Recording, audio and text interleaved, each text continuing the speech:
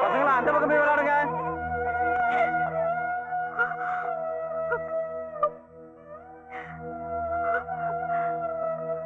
முத்துலட்சுமி, இந்திராக்கா, என் பையன். இப்ப எதுக்கு உன் பையனை பத்தி நினைக்கிற? நாங்க அவனை பாத்துக்கிறோம். இருந்தாலும் நீ எதுவும் சொல்ல வேண்டாம். வாழ வேண்டிய வயசுல புருஷனை இழந்தவன். இதை தவிர வேற வழியே இல்லை. நேரம் கூடி வரும்போது நானே இது அவர்கிட்ட பேசுறேன். நீ அவசரப்பட வேண்டாம். அவர் நல்ல மனுஷன். அதனால இப்போதைக்கு உன் மகனை பத்தி தெரிய வேண்டாம். யோசிக்காத. அவன் ஆம்பளை பையன் தானே. நல்ல வாசனை. இன்னைக்கு என்ன திடீர்னு பிரியாணி எல்லாம் செஞ்சிருக்கீங்க? ஏதாவது விசேஷமா? உனக்கு பிடிக்குமேனு தான் பிரியாணி செஞ்சேன். நல்ல வயிறார சாப்பிடு.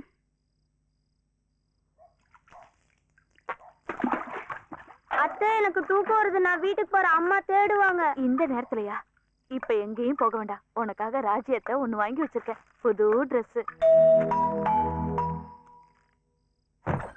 என்னாச்சு? அவன் தூங்கிட்டானா? இப்பதான் தூங்குனா. நல்ல வேளை, நான் பயந்துகிட்டே இருந்தேன். அவங்க கிளம்ப போறாங்க. கடவுளே.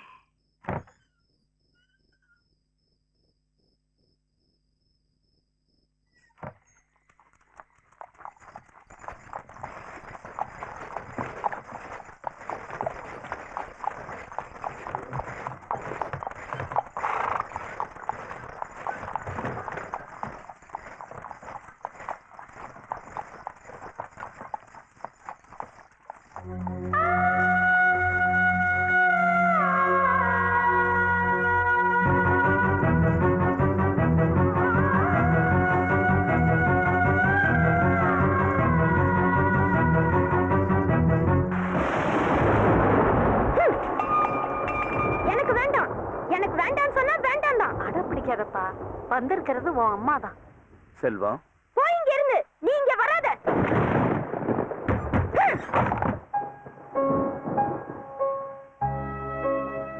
என் மகன் செல்வரத்னத்துக்கு 2 வயசு இருக்கும்போது அவ அம்மா ஜானகி இறந்துட்டா. நல்லவங்களை கடவுள் சீக்கிரம் கூப்பிட்டுக்கிறான். தாய் இல்லாத அவனுக்கு ஒரு அம்மா வேணும்னு நான் ஆசைப்பட்டேன். அதுக்காகத்தான் 2ஆம் கல்யாணத்துக்கு சம்மதிச்சேன். இந்த நிமிஷத்துல இருந்து என் பையனுக்கு நீ அம்மாவா இருக்கணும்.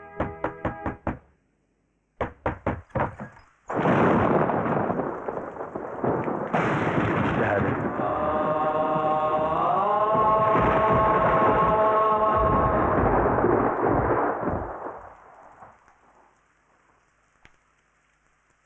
யார் பண்ணி? உனக்கு என்ன வேணும்? வரதா, யார் இந்த பையன்? அது என் அம்மா உள்ள இருக்காங்க. வர சொல்லுங்க. உன் அம்மாவா? இங்கதான் இருக்காங்க. கூப்பிடுங்க.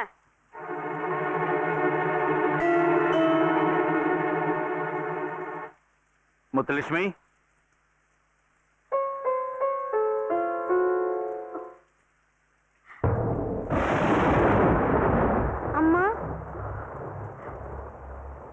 இவனை தெரியுமா உனக்கு? தெரியாது.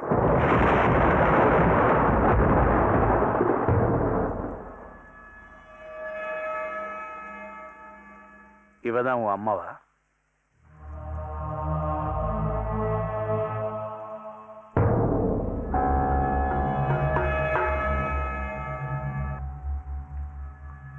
இவன் யாருன்னு உனக்கு தெரியாதுல்ல? பொய்யா சொல்ற? ஒற்ற மழையில இந்த நேரத்துல இங்க வந்து இவன் கதவை தட்டுறான்னா இவனை நீதான் பெற்ற. இல்லன்னா உன்ன மாதிரி ஒருத்தைய கலங்கப்படுத்துற வயசு இல்லை இவனுக்கு.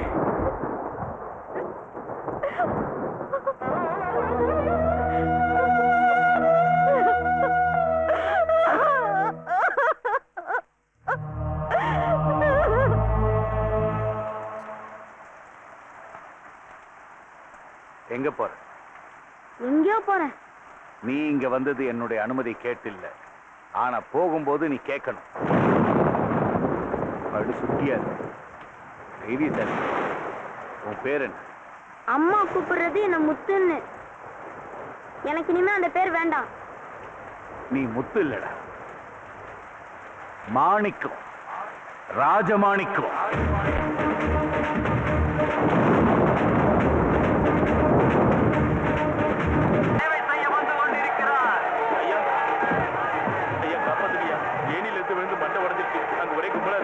ஆஸ்பத்திரிக்கு போனியா? உதவி பண்ணுங்கய்யா. வண்டியில ஏறுங்க. ரொம்ப நன்றிங்க. வரதா, வண்டி எடு.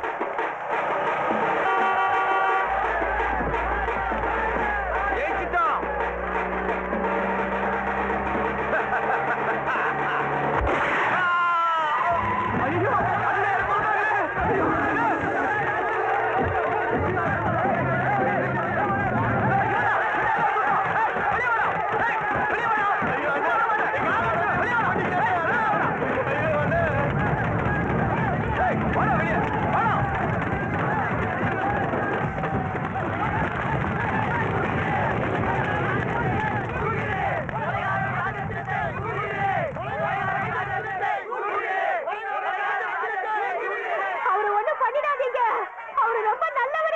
சாட்சியங்களையும் கண்டெடுத்த தடயங்களையும் ஆதாரமாக்கி கொலை செய்யப்பட்ட நபரின் மக்கள் செல்வாக்கை கருத்தில் கொண்டு குற்றம் சாட்டப்பட்ட ராஜரத்னம் பிள்ளையை 14 நாட்கள் ரிமாண்டில் வைக்கும்படி இந்த நீதிமன்றம் உத்தரவிடுகிறது.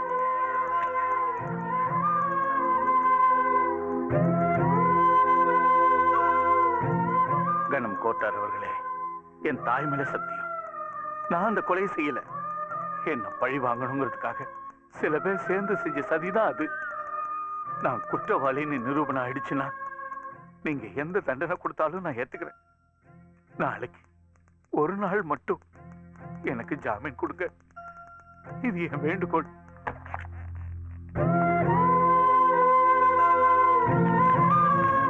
தோத்து போயிட்டேன்னு நீதிமன்றத்துல தலகுனிய வச்சுட்டீங்களே. நீங்க உங்க மனசை குழப்பிக்காது, நான் உங்களை வெளியில கொண்டு வரேன். அதனால என்ன பிரயோஜனம்? ஆயுசு முழுக்க அவங்க என்ன வெளியே இருக்க அனுமதிச்சாலும் நாளைக்கு ஒரு நாளைக்கு அது ஈடாகாது.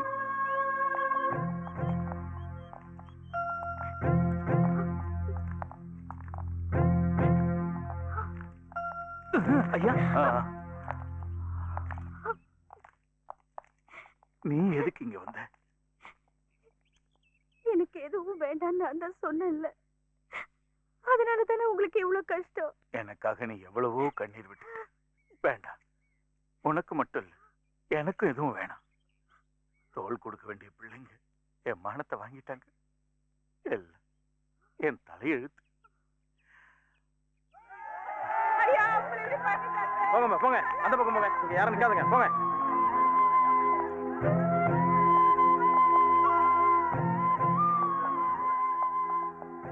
நீ எதுக்குடா? இத்தனை வருஷம் உங்க கூடவே இருந்துட்டேன். நானும் ஜெயிலுக்கு வந்துடுறேன். என் கூடவே ஜெயிலுக்கு வர்றதுக்கு நீ என்ன குற்றவாளியா? கேட்டியாங்க? என்ன குற்றவாளின்னே முத்திர குத்திட்டாங்க.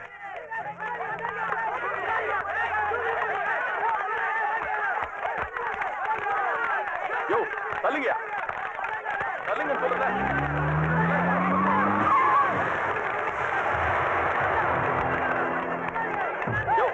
வழிய விடுங்க, வழிய விடுங்கன்னு சொல்றேன். சொன்னா கேட்க மாட்டீங்க. போங்க, தள்ளுங்க, போங்க.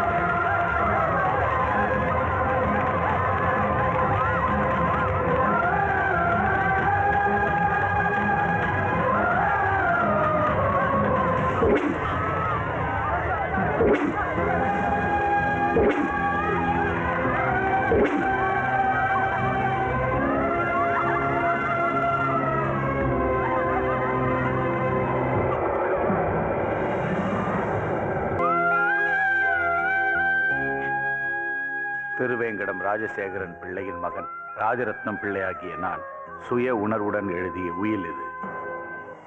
எனது பெயரில் உள்ள school, college, hospital, cinema theatre, hotel மற்றும் விவசாய நிலங்கள் போன்ற எல்லா விதமான அசையா சொத்துக்களும், பண்ணை நிலங்கள், எஸ்டேட்டுகள், அதனுடன் சேர்ந்த 1500 ஏக்கர் நிலப்பரப்புள்ள சொத்துக்கள் அனைத்தும் இறந்து போன எனது முதல் மனைவியின் மகன் செல்வரத்தினத்துக்கும்,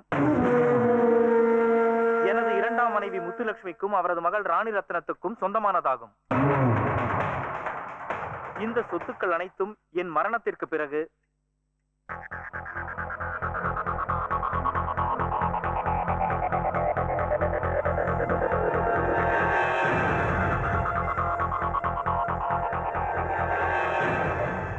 இருபத்தைந்து வருடங்களுக்கு மேற்படி சொத்துக்கள் அனைத்தையும் பராமரிக்கவும், உரிமை கொண்டாடவும், அதை அனுபவிக்கவும் வேறொருவருக்கு நான் அதிகாரம் அளிக்கிறேன். அதிகார காலம் முடியும் வரை அவர் அதை அனுபவிக்கவும் ஆளவும் செய்யலாம். அதன் பிறகு எனது சொத்தில் மேற்கூறியவர்களில் யாருக்கு என்ன பங்கு தர வேண்டும் என்று முடிவெடுப்பார்.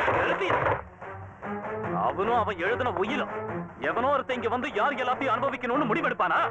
என்னடா நாளுக்கு பிறந்தா எந்த கூத்திய மகன்டா எங்களை அதிகாரம் பண்ண வர்றது? மரியாதையா சொல்றா, எவன்டா அது? கர்நாடகா பெல்லாரியில் இருக்கிற ஒரு எரும வியாபாரி, பேரு ராஜா, பெல்லாரி ராஜா.